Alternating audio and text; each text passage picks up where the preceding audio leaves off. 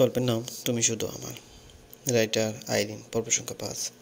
মেয়ের যখন চারপাশ দেখতে ব্যস্ত তখন পিছন থেকে কেউ বলল, এখানে কেউ ছেলে খোঁজার জন্য দাঁড়িয়েছ? মেয়ের পিছন তাকিয়ে রিহানকে দাঁড়িয়ে থাকতে দেখলো। ওর আর বুঝতে বাকি রইল না কথাটা রিহান বলেছে। মেয়ের বলল, ছেলে খুঁজতে না জামাই খুঁজতে দাঁড়িয়ে আছি, আপনিও আসেন, খুঁজতে হেল্প করেন। রিহান বলল, তুমি তোমার জামাইকে বলছো তার জন্যই সতীন খুঁজতে? কেমন মেয়ে গো তুমি? মেয়ের অবাক দৃষ্টিতে তাকিয়ে আছে রিহানের দিকে।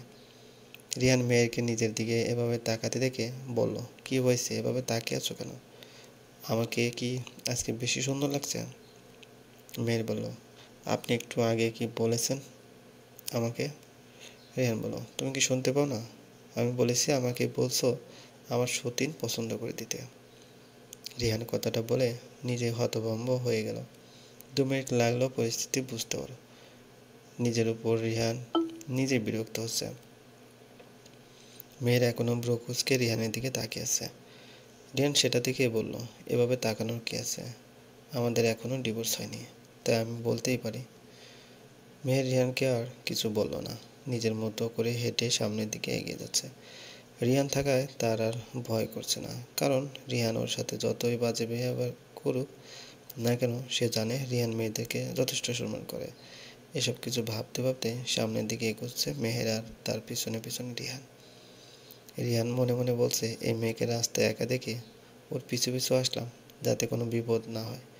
গাড়িতে আসতে বললে তো আসতো না। আর এই মেয়েকে দেখো, আমাকে পিছনে বডিগার্ড বানিয়ে নিজে হেলে দুলে মনের সুখে হাঁটছে। মেহের, মিস্টার রিহান, আপনি এখানে কেন তা কি জানতে পারি? মানে আপনাদের এতগুলো গাড়ি দেখে রাস্তায় হাঁটছেন, তাই কৌতূহলবশত জিজ্ঞেস করলাম। রিহান, কেন আমাকে যে বডিগার্ড বানিয়ে রেখে নিজে নিজে নাচতে নাচতে বাড়িতে যাচ্ছেন? আমি না থাকলে তা মনে হয় রাস্তায় ভয়ে সেন্সলেস হয়ে পড়ে থাকতেন। তার জন্য এই মানবতার খাতিরে এসেছি, মনে মনে বলছে। কিন্তু মেহেরের উত্তরে এটাই বলল, আমার গাড়ি নষ্ট হয়ে গেছে তাই গ্যারেজে দিয়ে এসেছি, আর আমার বাড়িও এই রাস্তা দিয়ে যেতে হয়, এবং কোইন্সিডেন্টলি তোমার চেহারাটাই আমার সামনে চলে আসে। মেহের বলল, পৃথিবীতে এত ছেলে থাকতে কেন আপনার চেহারাটাই আমার সামনে চলে আসে? বাড়ি থেকে বের হওয়ার পর আপনার এই আনলাকি চেহারাটা দেখেছি, তাই তো এখন গাড়ি পাচ্ছি না। মেহের মনে মনে বলছে, সবসময় শুধু আমাকে অপমান করবে, আমি কেন নিজেরকে অন্যের অপমান সহ্য করব? রিহান, এই মেয়ের সাথে কথা বলে মনে হয় ক্যাকটাস গাছকে জড়িয়ে রেখেছি। এই মেয়ের সাথে আর কোনো কথাই বলবো না, অহংকারী মেয়ে একটা। এসব বিড়বিড় করে বলে মুখ ভেঙাল। মেহের, আপনি আমাকে কিছু বলছেন মনে হলো। রিহান, মানুষের মনের উপর পিএইচডি করছো মনে হচ্ছে। মেয়ের আর কিছু বলে না, সারা রাস্তা চুপচাপই ছিল।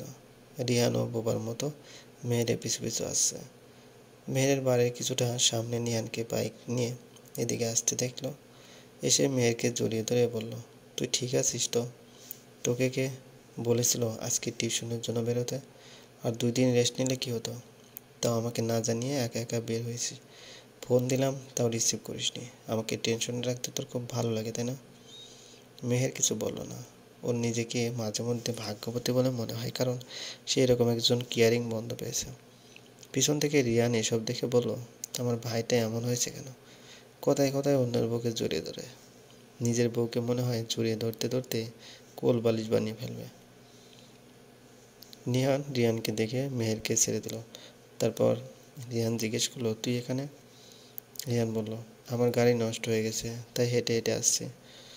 নিহান বলল, তুই আমার বাইক নিয়ে বাড়িতে চলে যা, আমি এখন মেহেরের বাড়িতে যাব। রিহান আর কিছু না বলে বাড়িতে চলে গেল। সেদিনের পর 5 দিন হয়ে গেল, রিহানের সাথে মেহেরের আর দেখা হয়নি। রিহান যত তাড়াতাড়ি সম্ভব